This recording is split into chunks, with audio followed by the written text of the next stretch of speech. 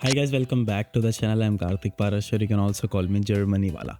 So guys, I'm back with a new video, and this video is very important for the students who are planning to study in Germany, either public or private universities in coming winter semester 2026 और summer semester 2027.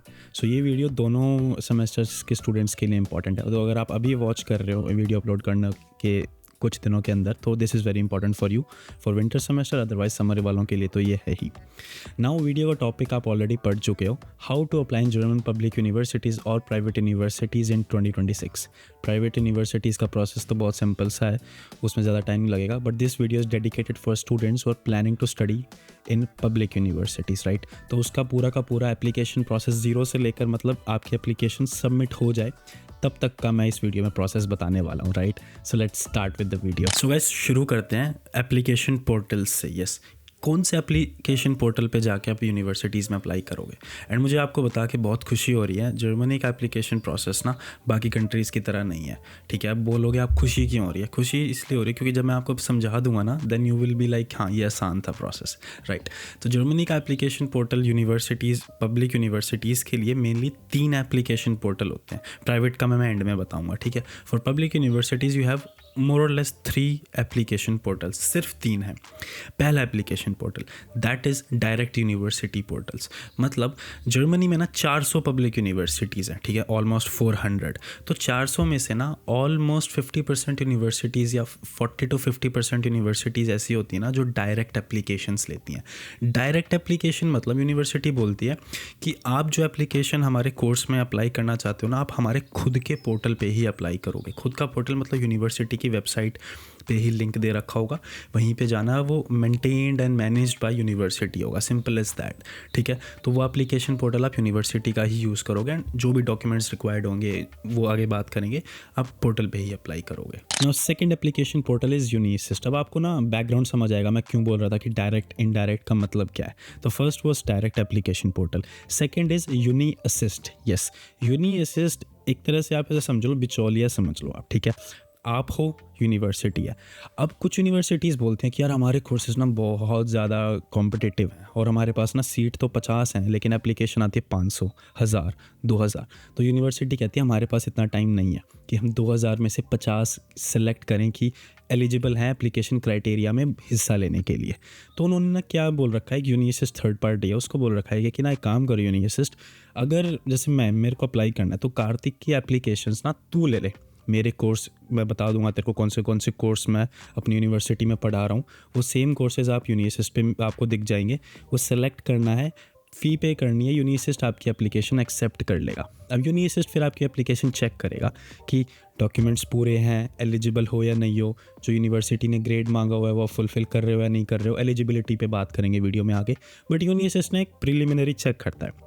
UNISIST को लगता है हाँ ठीक है, इसके document पूरे हैं, इसने आइल्स भी दिया हुआ है, सारी चीज़ दी हुई है, तो यूनिसिस्ट आपकी एप्लीकेशन आगे फॉरवर्ड कर देता है यूनिवर्सिटी को. एडमिशन का डिसीजन यूनिवर्सिटी ही लेगी आपकी, लेकिन यूनिसिस्ट ना बहुत मेहनत कम कर देता, 90% मेहनत कम कर देता है यूनिवर्सिटीज़ की, ठीक है. तो दूसरा एप्लीकेशन पोर्टल हमारा यूनिसिस्ट होता है. यूनिसिस्ट की वेबसाइट का लिंक आपको डिस्क्रिप्शन में मिल जाएगा, स्क्रीन पे भी सारी चीज़ें आपको मिल जाएंगी, राइट. तो 2 एप्लीकेशन पोर्टल हो गए. तीसरा एक होक्सुल स्टार्ट करके होता है, वो भी एक तरह से थर्ड पार्टी है, बट वो इतना ज़्यादा यूज़ नहीं होता है because that is mainly for bachelor studies, right. Masters के लिए आप मोर और लेस मान के चलो 2 ही हैं, या तो यूनिवर्सिटी का डायरेक्ट पोर्टल होगा या आपका यूनी असिस्ट होगा, 2 ही होंगे मास्टर्स के लिए. बैचलर्स के लिए एक होक्सुल स्टार्ट करके आता है, वो भी एक तरह से थर्ड पार्टी ही है, राइट.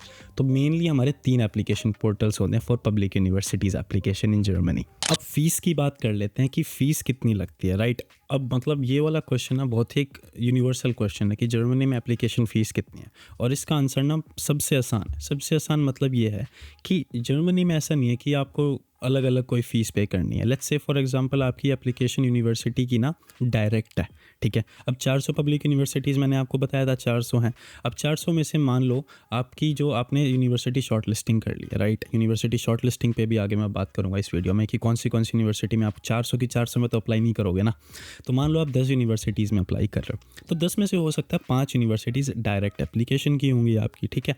तो 5 यूनिवर्सिटीज़ जिसमें आप डायरेक्ट अप्लाई करोगे यूनिवर्सिटी के खुद के पोर्टल पे, हो सकता है उस 5 में से ना 3 यूनिवर्सिटीज़ ऐसी हों जो फ्री हों, मीनिंग आपकी एप्लीकेशन फ्री होगी and that is only possible if the application is directly through universities.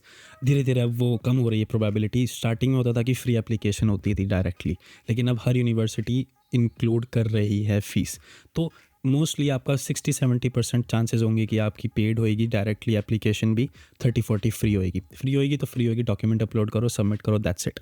अगर पेड होएगी तो एवरेज जो अमाउंट चल रहा है 50 to 60 है एक एप्लीकेशन का, if it's directly through university portal. Now talking about UNISIST का तो थंब रूल है, सीधा सा है, 10 यूनिवर्सिटी में अप्लाई करो, 100 में करो, 200 में करो, 1 में करो या 2 में करो।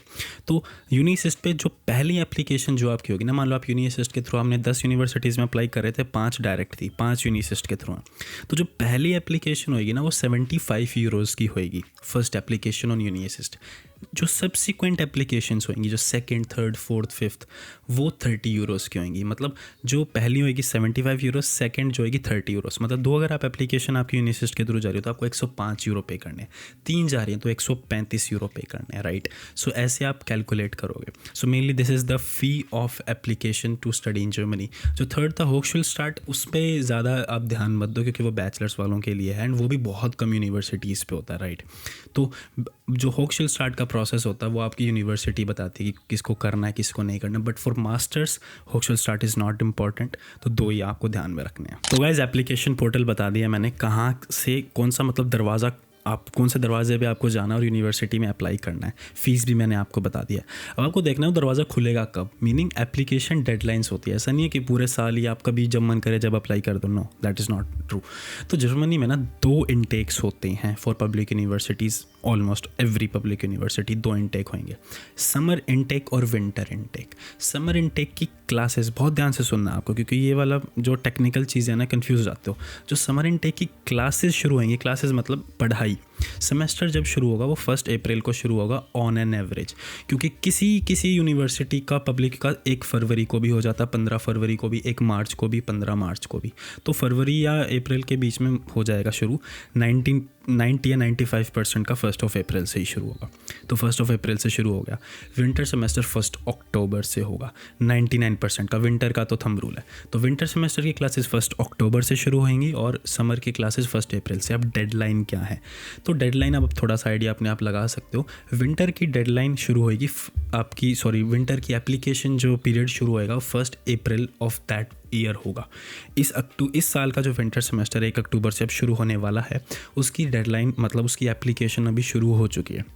मैं वीडियो ये 15 अप्रैल को बना रहा हूँ, 15 है शायद आज। तो उसकी एप्लीकेशन 1 अप्रैल को या 15 अप्रैल को अभी ऑलमोस्ट शुरू हो चुकी हैं। अभी स्टार्ट हुआ है प्रोसेस, मतलब अभी आप अप्लाई करना शुरू कर सकते हो एंड वो चलेगी ऑलमोस्ट 2, 2.5, 3 महीने चलती हैं। तो अप्रैल में जून एंड तक या 15 जुलाई तक मोस्टली वो बंद हो जाएगी। उसके बाद आप अप्लाई नहीं कर सकते हो, राइट। उसके बाद क्योंकि आपको फिर वीज़ा प्रोसेस के लिए भी टाइम चाहिए होता है। तो ये था विंटर सेमेस्टर का। सेम समर के लिए, समर की क्लासेस 1 अप्रैल को शुरू हो रही है। तो उसकी एप्लीकेशन पीरियड कब शुरू होएगा, 1 अक्टूबर ऑफ लास्ट ईयर। मतलब जो अभी क्लासेस शुरू हुई है ना 1 अप्रैल को, 15 दिन पहले, उसकी जो एप्लीकेशन पीरियड जिन स्टूडेंट्स ने अप्लाई किया होगा वो पिछले साल 1 अक्टूबर 2025 से उसकी एप्लीकेशन शुरू हुई थी और वो चलती है भाई सेम दिसंबर एंड तक या 15 जनवरी या 30 जनवरी तक, right. So this is the application period. तो अभी अगर आप ये वीडियो देख रहे हो and you are targeting for winter semester, this is the golden time period. एक टिप देता हूँ एक्सपीरियंस से, हमेशा एप्लीकेशन शुरू होने के 2 या 3 वीक के अंदर अंदर अप्लाई कर दो, ठीक है। लेट मत करो, लेट करोगे तो फंस जाओगे। सब स्टूडेंट यही गलती करते हैं कि डेडलाइन से पहले तो आप अप्लाई कर सकते हो ना, कर सकते हो, लेकिन भाई अब धीरे धीरे जर्मनी में एप्लीकेशंस बढ़ रही है, कंपटीशन बढ़ रहा है, तो एक सीट के लिए 10 एप्लीकेशन आ रही है, 50 आ रही है। तो आप जल्दी अप्लाई करोगे तो चांसेस आपके हैं कि आपका जल्दी इवेल्युएट होगी एप्लीकेशन, राइट। तो with in 2 to 3 weeks of starting of application period apply कर दो। गाइस एक इंपॉर्टेंट पॉइंट मेरे को ऐड करना है, दैट इज़ अभी ये जो एप्लीकेशन पीरियड होता है ये बताता कौन है, ठीक है। और क्या ये फिक्स होता है, मैं फिक्स की बात ऑलरेडी कर चुका हूँ। 90% यही सेम रहता है जो मैंने आपको क्राइटेरिया बताया था अभी थोड़ी देर पहले। कुछ यूनिवर्सिटी का अलग होता है, वो पता कैसे चलेगा। क्या यूनिअसिस्ट एप्लीकेशन पीरियड बताते हैं, नहीं। 100% आपका जो एप्लीकेशन पीरियड होएगा वो आपकी यूनिवर्सिटी बताएगी। यूनिवर्सिटी कहाँ बताएगी, वो अपनी वेबसाइट पे बताएगी।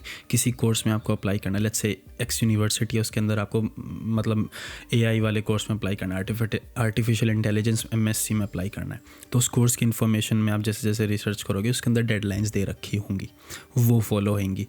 अगर उस कोर्स की एप्लीकेशन यूनी असिस्ट के थ्रू है, सेम एप्लीकेशन डेडलाइन फॉलो होगी, राइट। तो यूनिवर्सिटी ने जो डेडलाइन बता दी, जो एप्लीकेशन पीरियड बता दिया, वही फॉलो होगा। गाइज आगे बढ़ने से पहले just want to let you know that you can download our free PDF on studying in Germany process. उसके अंदर सारी चीज़ें इंक्लूड है, यूनिवर्सिटी शॉर्ट लिस्टिंग कैसे होगी, खर्चा कितना आएगा, डॉक्यूमेंट्स क्या क्या चाहिए, सारी चीज़ें इंक्लूडेड है। And you can download it from our website. Download का लिंक डिस्क्रिप्शन बॉक्स में आपको मिल जाएगा, राइट। सो आगे बढ़ते हैं। Documents required for applications in German public universities.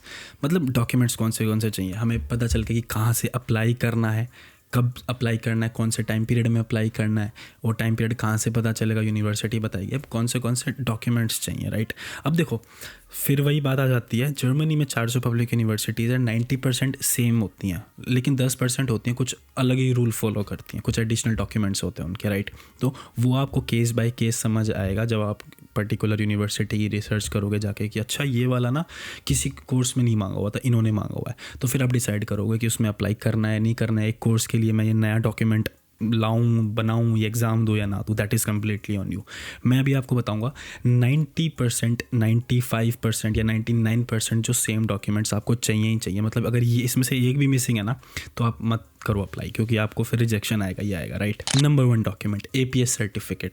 As this video is basically for Indian students, तो आपको APS सर्टिफिकेट चाहिए, राइट। आपको APS सर्टिफिकेट बनवाना है, 18,000 उसकी फ़ीस है। APS के बारे में अगर आपको नहीं पता है तो आप रिसर्च कर सकते हो उसके बारे में। APS certificate is mandatory for university application as well as for visa process, ठीक है। APS सर्टिफिकेट आपके पास होना चाहिए। सेकेंडली आपके एजुकेशनल डॉक्यूमेंट्स। अब एजुकेशनल डॉक्यूमेंट्स में मतलब 10वीं से लेकर आज तक आप मास्टर्स के लिए अप्लाई कर रहे हो तो बैचलर्स के सारे डॉक्यूमेंट, बैचलर्स के लिए अप्लाई कर रहे हो तो 12th तक के सारे डॉक्यूमेंट्स, राइट। अब कौन से थोड़ा सा जल्दी से बता देता हूँ। 10th की मार्कशीट, 10th का सर्टिफिकेट, 12th की मार्कशीट, 12th का सर्टिफिकेट, बैचलर्स से रिलेटेड सारे डॉक्यूमेंट्स, हर सेमेस्टर की मार्कशीट, हर सेमेस्टर की ट्रांसक्रिप्ट, आपकी प्रोविजनल सर्टिफिकेट, अगर डिग्री नहीं आई है तो डिग्री आ गई है तो degree certificate. Transcripts are not mandatory, transcripts are verified version of your marksheets. अगर हैं तो गुड टू हैव हैं, इट्स नॉट मैंडेटरी। आपकी मार्कशीट्स ऑफिशियली जो यूनिवर्सिटी साइन स्टैम्प करके देती हैं, दैट इज़ ऑल्सो वैलिड। फिर हमारा आता है IELTS language certificate. English taught courses में German is not required at all, तो IELTS इज़ इनफ, ठीक है। IELTS आपके पास होना चाहिए। IELTS के ऊपर मैं बहुत बार बोल चुका हूँ, टारगेट आपका होना चाहिए 7 बैंड्स या 6.5 ओवरऑल बैंड्स। जर्मनी में अलग अलग बैंड्स नहीं चाहिए होते हैं, तो आपको ओवरऑल बैंड पे टारगेट करना है। 7 है तो बहुत अच्छी बात है, 6.5 है तो भी अच्छी बात है, मतलब बहुत ही अच्छी बात है। लेकिन 6 में फिर आप पीछे चले जाते हो, क्योंकि फिर 6.5 जिस यूनिवर्सिटी ने मांगा है आप उसमें अप्लाई नहीं कर सकते हो। उसके बाद लेटर ऑफ रिकमेंडेशन, वो आप अपनी यूनिवर्सिटी से ले सकते हो, या अगर आपने वर्क एक्सपीरियंस आपके पास है तो आप वो भी ले सकते हो। 2 अगर आपके पास LOR हैं तो मोर देन इनफ है, 2 से ज़्यादा मत करना। 1 भी है, 2 नहीं हो पा रहे हैं तो भी कोई इशू नहीं है, क्योंकि उससे तो ऊपर आप खुद तो लिख नहीं सकते हो, राइट। तो 2 LOR are more than enough. SOP आपको खुद लिखना है, statement of purpose. This video is not for SOP, तो उसके ऊपर हम नहीं करेंगे बात। फिर एक जो इंजीनियरिंग स्टूडेंट्स के लिए क्वेश्चन आता है, या जो मैथमेटिकल फील्ड्स में होते हैं, जो AI वाली फील्ड में या साइंस वाली फील्ड में होते हैं, GRE GMAT is it mandatory? The answer is yes and no both. अब मैंने जो आपको बताया था कि 90% यूनिवर्सिटी सेम चलती हैं, 10% चलती हैं अलग ही, तो ये वो वाली यूनिवर्सिटीज़ हैं। 10 यूनिवर्सिटी, 10 मतलब 400 में से 350, 360, 370 ठीक है। जो 10% है ना, वो ऐसे बोलेंगे कि हमें GRE चाहिए। Now you have to decide कि अगर मेरे को 10 में से मेरी एक यूनिवर्सिटी में GRE चाहिए तो मेरे को देना है या नहीं देना है। गाइज एक कमाल की बात बता देता हूँ जो आपको नहीं बताएगा कोई भी। दैट इज़, अगर आप मान लो किसी यूनिवर्सिटी में अप्लाई कर रहे हो ना, वहाँ पे 10 डॉक्यूमेंट मांगे हुए हैं, राइट। 10 में से जो भी डॉक्यूमेंट मांगे हुए हैं जो मैंने आपको बताए हैं वो मिलो के मान लो 10, एक मैं आपको एक एग्जांपल दे रहा हूँ, 10 डॉक्यूमेंट मांगे हुए हैं, राइट। अब उसमें से ना आपके पास 9 है, एक आपके पास है ही नहीं, या एक आपके पास है that is insufficient. Let's say आपके पास 10 के 10 हैं, लेकिन IELTS मांगा हुआ था, उसमें IELTS 7 बैंड मांगा हुआ था या 6.5 मांगा हुआ था, आपका एक कम है। अगर 7 मांगा हुआ था तो आपके पास 6.5 है, या 6.5 मांगा हुआ था तो आपके पास 6 है, मत करना अप्लाई। मतलब साइन करके दे सकता हूँ मैं आपको कि आपको एडमिशन नहीं मिलेगा वहाँ पे, क्योंकि rejection is inevitable in this, क्योंकि you are not fulfilling the requirement, simple as that. इसके ऊपर कोई ज़्यादा ज्ञान देने की मेरे को और ज़रूरत नहीं है। सेकेंडली 10 मांगे हुए हैं ना, और जैसे मैं अप्लाई कर रहा हूँ, आप अप्लाई कर रहे हो, ठीक है, तो 10 मेरे पास भी हैं, 10 आपके पास भी हैं, हम सेम कोर्स में अप्लाई कर रहे हैं। अब आप ना ज़्यादा पढ़ाकू हो मेरे से, या लेट्स से मैं ज़्यादा पढ़ाकू हूँ आपसे, और मैंने क्या किया ना, मैंने GRE दे रखा है या GMAT दे रखा है, तो मैं सोच रहा हूँ कि ना 11 के साथ अप्लाई कर दूंगा। और आपके मेरे मतलब मैं कहूँगा कि इसके पास तो 10 ही हैं, मैं 11 के साथ अप्लाई करूँगा, मेरे को एडमिशन मिलने के चांसेस ज़्यादा होंगे। कोई चांसेस नहीं है, 10 ही माने जाएंगे। जो 11वां वो उसको खोलेंगे भी नहीं, खोलेंगे देखने के लिए क्या है, डिस्कार्ड कर देंगे, क्योंकि जो मांगे हुए हैं ना वो ही आपके क्राइटेरिया को सेट करेंगे कि एडमिशन मिलेगा या नहीं मिलेगा। अगर आपके पास है तो सबमिट कर दो, पर ये उम्मीद मत करना कि मेरे को इससे मतलब एडमिशन मिलने के चांसेस बढ़ जाएंगे, राइट। सो ये एक नॉलेजेबल चीज़ मैं आपको बता रहा था, जो हमने देखा है और जो खुद यूनिवर्सिटीज़ भी बोलती हैं कि फालतू के डॉक्यूमेंट नहीं चाहिए हमें, जो मांगे हुए हैं चुपचाप आप वही दे दो, एडमिशन मिलना होगा तो मिल जाएगा, नहीं मिलना होगा तो नहीं मिलेगा, बिकॉज पब्लिक यूनिवर्सिटीज़ हैं, कोई डोनेशन वाला चक्कर तो है नहीं, राइट। तो एडमिशन अगर उनको देना होगा तो वो दे देंगे, अदरवाइज नहीं देंगे। Guys, next is checking eligibility. अब आपको पता तो चल गया कि कहाँ से अप्लाई करना है, कब अप्लाई करना है, कौन से डॉक्यूमेंट्स चाहिए, लेकिन यूनिवर्सिटी क्या मांग रही है, तो वो चेक करने के लिए सिंपल सा आपको यूनिवर्सिटी की वेबसाइट पे ही जाना है। यूनिअसिस्ट सेट नहीं करेगा, requirements of particular course are set by university की वेबसाइट पे, जहाँ पे आपने डेडलाइन देखी थी ना उस कोर्स की रिक्वायरमेंट, वो यही रिक्वायरमेंट की मैं बात कर रहा था। तो वो रिक्वायरमेंट्स यूनिवर्सिटी सेट करेगी। एंड अगेन 10 चीज़ें मांगी तो 10 दे दो आप, ठीक है। 11वां देना चाहो तो दे सकते हो, otherwise it won't be helpful. नो दे रहे हो तो रुक जाओ, पैसे वेस्ट मत करो, पहले वो 10वीं चीज़ एक्वायर कर लो, उसके बाद अप्लाई करना। इसके अंदर 2 चीज़ों की बात जल्दी से कर देता हूँ मैं। पहली चीज़ ग्रेड रिक्वायरमेंट। कुछ यूनिवर्सिटीज़ ना ग्रेड रिक्वायरमेंट डाल देते हैं कि मतलब मिनिमम ग्रेड आपका 2.5 होना चाहिए। अब आपको वो 2.5 हमारे इंडियन ग्रेडिंग सिस्टम में तो होता है नहीं, तो you have to convert your Indian grade into German grade. उसका ग्रेड कैलकुलेटर का मैं लिंक आपको डिस्क्रिप्शन बॉक्स में डाल दूंगा, वहाँ पे जाके अपना इंडियन ग्रेड जर्मन ग्रेड में कन्वर्ट करोगे।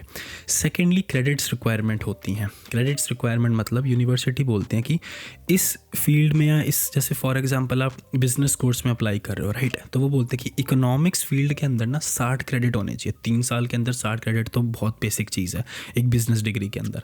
तो दीज आर रिस्ट्रिक्शंस। अब स्टूडेंट्स बोलते हैं कि साइंस वाले फील्ड वाले कि क्या मैं बिजनेस रिलेटेड कोर्स कर सकता हूँ? नहीं कर सकते हो, क्योंकि उन्होंने इकोनॉमिक्स के 60 क्रेडिट मांग लिया, आपकी डिग्री में वो है ही नहीं, राइट। तो रिजेक्शन हो गया, 10 में से आपकी 10 चीज़ पूरी नहीं हुई है। तो ये चीज़ों का भी आपको ध्यान रखना है, राइट।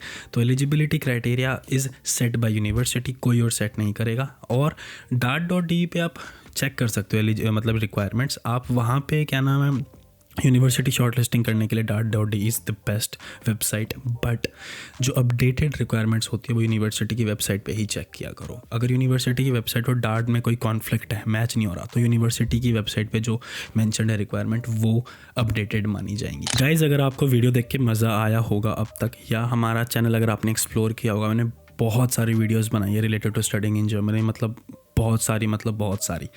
अगर फिर भी आपको क्वेश्चन है, क्वेरीज हैं, if you want to talk to me personally you can do that. आप मेरे साथ एक 1-to-1 कॉल बुक कर सकते हो थ्रू आवर वेबसाइट germanywala.com। उसका लिंक भी डिस्क्रिप्शन बॉक्स में मैं डाल दूंगा। 1-on-1 कंसल्टेशन आप मुझसे ले सकते हो 30 मिनट्स की।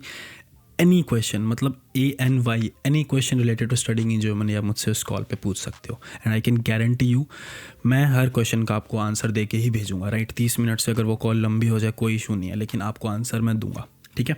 सो you can also book that if you want to. तो गाइज, आई होप सारी चीज़ें मतलब हो चुकी हैं कि यूनिवर्सिटी में अप्लाई कैसे करना है। एक चीज़ बची हुई है, यूनिवर्सिटी शॉर्ट लिस्टिंग, सबसे इंपॉर्टेंट चीज़। इसलिए मैंने इसको लास्ट में रखा है, स्टार्टिंग में बता देता तो बाकी चीज़ें आप ध्यान से नहीं सुनते। तो यूनिवर्सिटी शॉर्ट लिस्टिंग मतलब 400 यूनिवर्सिटीज़ हैं, 400 की 400 में तो अप्लाई करोगे नहीं, ठीक है। तो जो मैं या मेरी टीम जो हम बोलते हैं मिनिमम 10 में अप्लाई करो, सिंपल एज दैट। मिनिमम 15 में भी कर सकते हो, 20 में भी कर सकते हो, 5 में मत करना।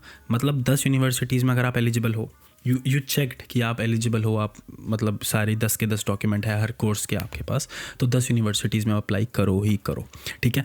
उसका रीज़न ये है कि ना आप अपनी प्रोबेबिलिटी बढ़ा रहे हो, राइट। ट्यूशन फ्री यूनिवर्सिटीज़ हैं, खर्चा तो कुछ होना है नहीं, ठीक है। तो एक ही बार का खर्चा है और एक ही बार की मेहनत है, तो अप्लाई करके ख़त्म करो, ठीक है। अब 10 की 10 मतलब करूँ कहाँ से शॉर्ट लिस्ट, ठीक है, dart.de पे करो। मैंने एक वीडियो बनाई हुई है पहले, 1-2 साल पहले बनाई थी, उसके अंदर मैंने बहुत डिटेल में बताया हुआ है कि dart.de यूज़ कैसे करना है। तो उसकी मैं वेबसाइट जो वीडियो है उसका आई बटन में मैं डाल दूंगा, वो अभी आपको वीडियो देखनी शुरू हो जाएगी, तो डायरेक्टली आप इसको वीडियो ख़त्म होने के बाद उस पर जा सकते हो देखने के लिए, राइट। तो आप वहाँ पे देख सकते हो कि यूनिवर्सिटी शॉर्टलिस्टिंग करनी कैसे है। प्रोसेस आप देखने के बाद अब आपको ना सिलेक्ट करनी है कि मेरे को कौन सी यूनिवर्सिटी सेलेक्ट करनी है। अब 10 की 10 तो सबसे पहले इस गलती क्या करते हैं स्टूडेंट, गूगल पे लिखते हैं top 5 data science universities in Germany या top 5 business courses in Germany. मूर्ख हैं वो स्टूडेंट्स। रीज़न बीइंग क्योंकि अगर आपकी परसेंटेज 95% से ऊपर है आपका स्कोर, तो आप इस मतलब आपके पास ये वाली है, ठीक है, ऑप्शन है आपके पास कि आप टॉप में अप्लाई करो। अदरवाइज 75, 80, 85% वाले, 90% तक वाले स्टूडेंट्स को you have to make a mix of universities in your university shortlisting, right. मतलब 10 में से जो हम बोलते हैं वो बोलते हैं कि 3 यूनिवर्सिटीज़ टॉप की रख लो अगर आपके 90%, 85 या उससे ज़्यादा हैं। 3 मीडियम की रख लो, मतलब कंपटीशन वाइज कि ठीक है टॉप यूनिवर्सिटीज़ नहीं है। 3 आप बिल्कुल नीचे की रख लो कि यार ये वाली यूनिवर्सिटीज़ तो गाँव में है या छोटे शहरों में है, लेकिन कोर्स अच्छा है, कोर्स आपकी फील्ड से रिलेटेड है, पब्लिक यूनिवर्सिटीज़ है, फीस नहीं होगी। तो ऐसे मिक्स ऑफ यूनिवर्सिटीज़ आपको रखनी है। कैसे करनी है, कौन सी क्या क्या होनी चाहिए, डिटेल में मैंने अपनी फ्री PDF में बात की हुई है, वो ज़रूर डाउनलोड आप कर लेना, राइट। तो यूनिवर्सिटी शॉर्ट लिस्टिंग आपको ऐसे करनी होती है। Alright guys, so video almost ख़त्म हो चुकी है एंड मैंने लिस्ट बनाई हुई थी, मैं मतलब रिसर्च जो की हुई थी वीडियो बनाने के लिए, आई होप मैंने सारी चीज़ें इंक्लूड कर ली हैं। Anything that is related to applying in Germany in public universities, private का बचा हुआ भी बताऊँगा उसका भी, ठीक है। तो मैंने आपको सारी चीज़ें बता दी हैं कि मतलब कौन से पोर्टल पे अप्लाई करना है, एप्लीकेशन पीरियड क्या होगा, डॉक्यूमेंट्स कौन से रिक्वायर्ड हैं, पैसे कितने लगेंगे, यूनिवर्सिटी सेलेक्ट कैसे करनी है। तो आई थिंक इसके अलावा तो मतलब कुछ नहीं हो सकता if you are doing your process yourself. तो इससे ज़्यादा इन्फॉर्मेशन आपको ज़रूरी नहीं है। अगर आपको लगता है फिर भी कोई क्वेश्चन है, कोई रीज़न, तो बहुत सारे हेल्पफुल चीज़ें हमारी वेबसाइट पे हैं, आप वो जाके ज़रूर देख सकते हो, राइट। तो वीडियो को ख़त्म करते हैं। I hope the video was helpful for you. यार मैं प्राइवेट का बार बार भूल जाता हूँ, तो प्राइवेट के लिए जल्दी से ख़त्म करते हैं। प्राइवेट का देखो कोई यूनिवर्सिटी नहीं है, कोई होक्शुल स्टार्ट नहीं है, डायरेक्ट है। प्राइवेट यूनिवर्सिटी को ये चाहिए होती है, माया चाहिए होती है। डायरेक्ट यूनिवर्सिटी पे जाओ, वेबसाइट पे कोर्स अपना देखो कौन सा है, वहाँ पे कॉन्टैक्ट डिटेल्स होंगी या फॉर्म होगा, फिल करो। 2 दिन के अंदर, 1 दिन के अंदर आपको मेल आ जाएगा कि ठीक है आप इस कोर्स में एलिजिबल हो, नहीं हो, क्या है। उनकी एप्लीकेशन पीरियड भी अलग होता है उनका, ठीक है। तो प्राइवेट का तो मतलब अलग ही चल रहा है उनका, क्योंकि वहाँ पे पैसे लगते हैं। तो किसी भी प्राइवेट में आपको कोर्स पसंद है तो डायरेक्ट यूनिवर्सिटी को कॉन्टैक्ट करो, उनके पास काउंसलर्स होते हैं प्राइवेट में, वो आपकी काफ़ी अच्छी हेल्प कर देंगे इस चीज़ में if you are planning to study in private. But मैं फिर यही गाइडेंस दूंगा आपको कि 400 यूनिवर्सिटीज़ हैं, ठीक है, एक बार पब्लिक ट्राई करके देख लो, या जो 10 कोर्सेज़ आपने सेलेक्ट किए हैं उसको 15 कर दो या 12 कर दो, उसके अंदर मतलब प्राइवेट भी डाल दो, पब्लिक भी डाल दो। ये सब चीज़ें हम करते हैं रियलिटी में हमारी जर्मनी वाला अकेडमी में, कि जिस स्टूडेंट को लगता है कि मेरा पब्लिक में होगा ही नहीं, तो हम उसको फिर भी ज़बरदस्ती पब्लिक में अप्लाई करवाते हैं कि एक बार हो गया तो बल्ले बल्ले हो जाएगी, राइट। तो वी हेल्प लाइक दैट। तो वीडियो को अब फाइनली ख़त्म करते हैं। I hope this video was helpful to you and it was informative. आपको कुछ नया सीखने को मिला होगा। कोई क्वेश्चन, कोई रीज़न तो आप कमेंट सेक्शन में मुझसे डेफिनेटली पूछ सकते हो, अदरवाइज इंस्टाग्राम पे मैसेज कर सकते हो। हमारा हैंडल सेम है, जर्मनी वाला, हर जगह सेम है। वेबसाइट germanywala.com है, right. So thank you very much for watching this video. Thank you.